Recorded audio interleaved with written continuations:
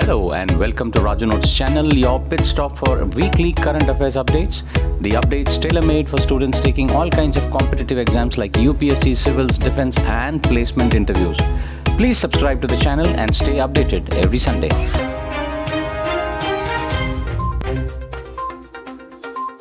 Xi Jinping secured a historic third term as China's leader on Sunday and promoted some of his closest Communist Party allies, cementing his position as the nation's most powerful leader since Mao Zedong. The Central Committee of Chinese Communist Party elected Xi as its general secretary for another 5-year term, tilting the country decisively backward toward one-man rule after decades of power sharing among its elite. Xi was also reappointed as the head of China's Central Military Commission. This election makes him the nation's most influential leader since the founder Mao Zedong. China will be ruled by an all-male Politburo for the next 5 years, as it will have no women members for the first time in 25 years. The Indian Space Research Organization ISRO on Saturday launched a constellation of 36 broadband satellites developed by OneWeb to the low Earth orbit on Sunday. The ISRO confirmed that LVM-3M2 OneWeb India 1 mission successfully placed the 36 satellites into its intended orbits. The satellites were launched on board the launch vehicle Mark III, which is a redesignated version of the geosynchronous launch vehicle GSLV Mark III, from Satish Dhawan Space Station in Sriharikota. The launch took place at 12:07 am. Though GSLV LVM-3 has a payload capacity of 10 tons, the rocket lifted off with 6 tons.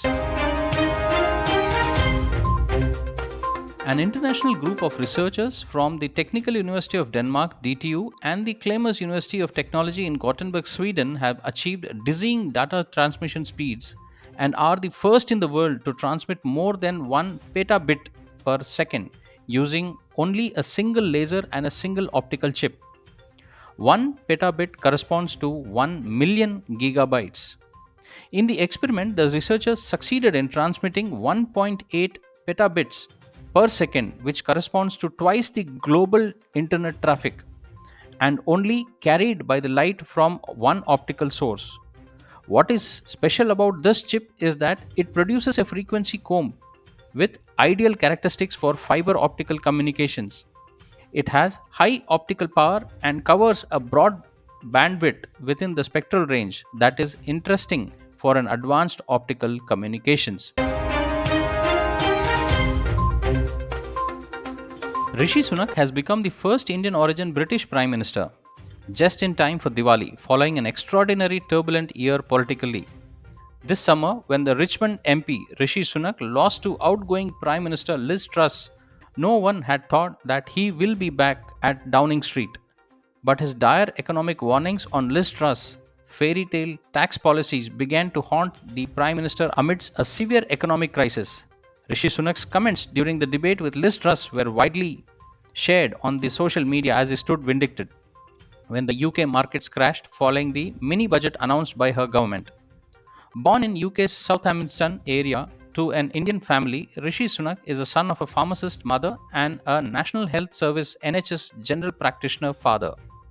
Rishi Sunak, who has roots in Punjab, then announced his leadership bid again and is now the first Indian origin Prime Minister of the United Kingdom. Rishi Sunak is married to Infosys co-founder Narayan Murthy's daughter, Akshata Murthy. Second time lucky indeed for Rishi Sunak. Gujarat has been declared as 100% Har Ghar Jal state. It means all households in rural area have access to safe drinking water through taps in the state. As per the government data, all the 91 lakh houses in the state now have water connections. Prime Minister congratulated the people of Gujarat and said, "This shows the enthusiasm of people towards Jal Shakti." Gujarat Minister for State of Home Harsh Sanghvi called it yet another achievement on the occasion of Gujarati New Year. He said Gujarat is now the third big state after Haryana and Telangana that now has dedicated completion of Jal Jeevan Mission. Jal Jeevan Mission focuses on water services delivery and not just building the water supply infrastructure. The motto of Jal Jeevan Mission is "No one is left out." thus ensuring every household, irrespective of socio-economic status, gets tap water supply. Under the scheme, the government plans to provide potable tap water to all villages in the country by 2024. The Indian Railways Neral Mathiran toy train in Maharashtra has resumed its service post an infrastructure upgrade in this section. Union Railway Minister Ashwini Vaishnav shared the news on Twitter by sharing a photo of the toy train along with some extra details.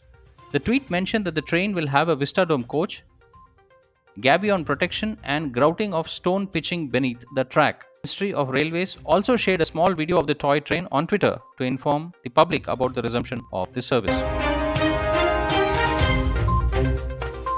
Elon Musk, Tesla's CEO and the world's richest person, on Thursday became the owner of Twitter. Months after taking the first bid to buy the social media company in April, the billionaire has fired Chief Executive Officer Parag Agrawal and the Chief Financial Officer Ned Segal, according to the Wall Street Journal. Both the executives have left the company's San Francisco headquarters and will not be returning. Apart from the Twitter's Indian CEO Agrawal and Segal, the legal policy trust and the safety head Vijaya Gadde was also fired. Presumably, Vijaya Gadde was the one who took a decision to ban Donald Trump from the Twitter. In a historic move, the Board of Control of Cricket in India (BCCI) has announced equal match fees for both men and women cricket player of India. BCCI Secretary Jay Shah announced the landmark decision in a tweet. He said the move was BCCI's first step towards tackling discrimination. The BCCI women's cricketers will be paid the same fee as their male counterparts. As per the new rule, the payment of tests will be Rs 15 lakhs and 6 lakhs rupees for ODI and 3 lakh rupees for T20. In a major development, Union Defence Minister Rajnath Singh has said the centre's aim to implement the resolution unanimously passed in the Indian Parliament on 22nd February 1994 to reclaim the remaining parts of Kashmir such as Gilgit and Baltistan in Pakistan-occupied Kashmir.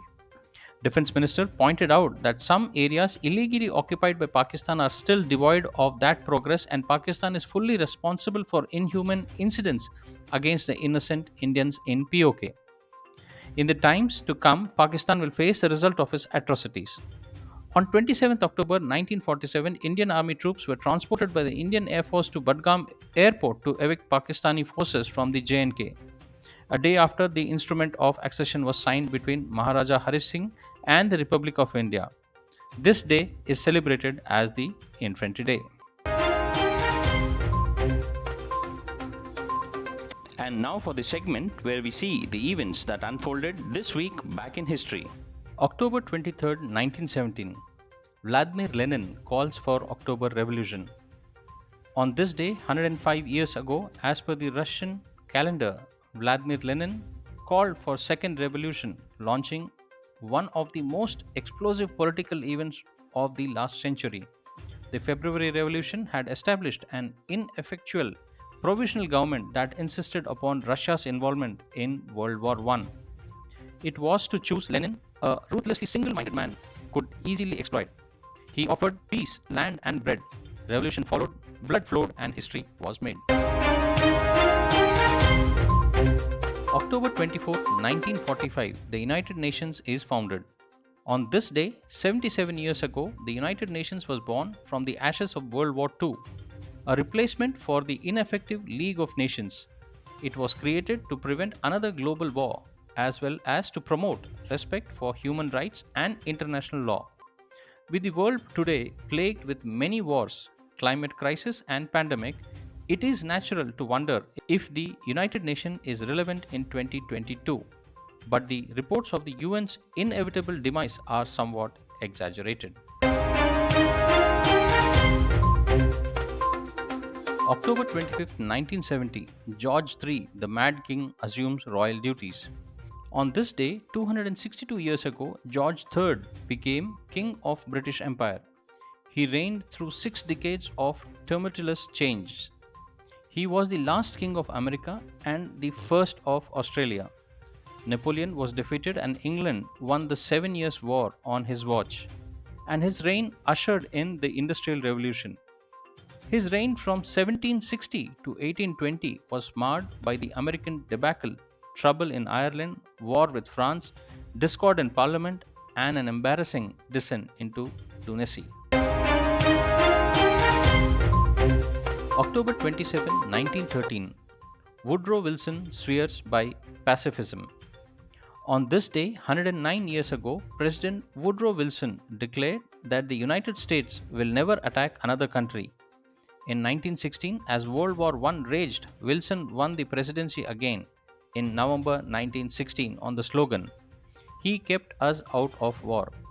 But soon, in one of the history's greatest ironies, Wilson, caught in a series of events, turned from a peace proponent to a wartime president, and yet he won the Nobel Peace Prize in 1919.